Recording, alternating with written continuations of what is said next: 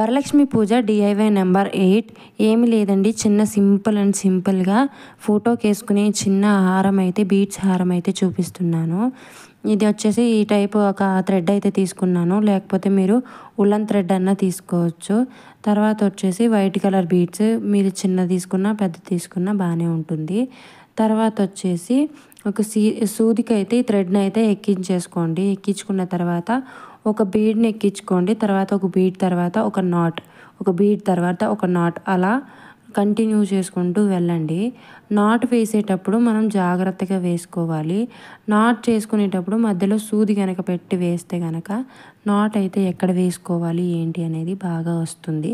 కరెక్ట్గా మనం ముడి ఎక్కడ వేయాలనుకుంటున్నామో అక్కడ కరెక్ట్గా పడుతుంది సూది పెడితే కనుక.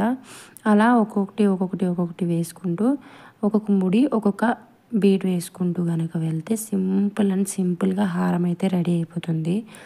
కొంచెం సింపుల్గానే ఉండాలి అనుకున్నది చేసా. మధ్యలో అయితే కొంచెం పెద్ద సైజు బీడ్ అయితే పెట్టాను. ఇదే హారాన్ని మీరు కొంచెం లావు థ్రెడ్ అలాగే పెద్ద బీడ్ కానీ తీసుకున్నారంటే ముత్యాల హారానికి ఏం మాత్రం తీసిపోదు. ఎందుకంటే నా దగ్గర ఉన్నవి ఇవే చిన్న సైజు. నా దగ్గర ఉన్న వాటిలోనే చూపిద్దాం అనుకున్నాను. ఓవరాల్గా కనుక రెడీ చేసిన తర్వాత ఇలా ఉంది. ఫోటో ఫ్రేమ్కి తర్వాత పెట్టిన తర్వాత ఎట్లా ఉందో మీరే చెప్పాలి. నేనైతే ఈ మాలనైతే నేను ఒక యూట్యూబ్ ఛానల్లో వాళ్ళ ఫోటో ఫ్రేమ్ చేసి ఉన్నది చూసా. ఇది కూడా మనం చేయొచ్చు కదా అనుకుని చేస్తున్నా.